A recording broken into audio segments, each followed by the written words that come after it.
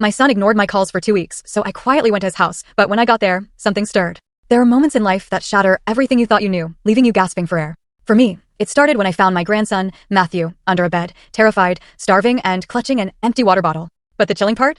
He'd been hiding from his own mother, who'd left his father's body to rot, all for a twisted game of betrayal and greed. I still remember that fateful day like a scar on my soul.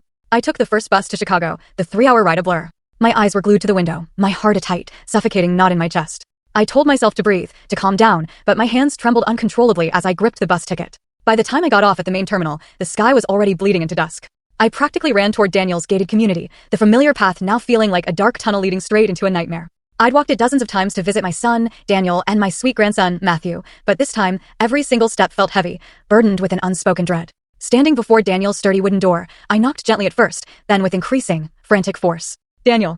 Matthew," I shouted, my voice cracking and thin in the cold air. Silence. Just a chilling, absolute silence. My hand instinctively reached for the doorknob, just to try my luck. To my horror, it turned slightly, and the door creaked open. Unlocked. My heart exploded in my chest. Daniel never left the door unlocked. He was meticulous, especially with Matthew home. I pushed it open, stepping inside, holding my breath as if the slightest noise could shatter the fragile hope I clung to. What I saw inside froze me solid. The living room was a war zone. The sofa was shoved halfway across the room, like someone had thrown it in a rage. On the floor, a coffee mug lay in 1,000 shattered pieces, white porcelain mixed with a dark, dried coffee stain. My legs trembled as I stepped over it, terrified of crunching the glass. The kitchen was no better. The water cooler jug tipped, empty bottles rolling around, uncapped, as if someone had chugged them down in desperation. A damp, cloying smell hung in the air, and the silence in that house was deafening, sending an icy chill straight through me.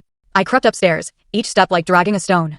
My heart hammered so loud I could hear it echoing in my ears. Daniel's home office was empty. His bedroom, empty too, the bed perfectly made, but with no sign of life. Finally, I reached Matthew's room. "Matthew, where are you, sweetie?" I called out, my voice raw and hoarse. No answer.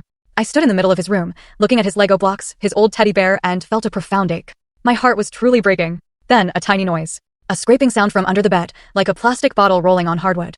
I froze. A shiver of pure terror shot down my spine. My heart pounded so violently I thought it would burst. Something was under there. I wanted to bend down, to look, but my feet were glued to the floor.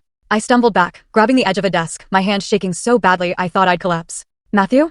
I called again, and then watched the full story link is attached below.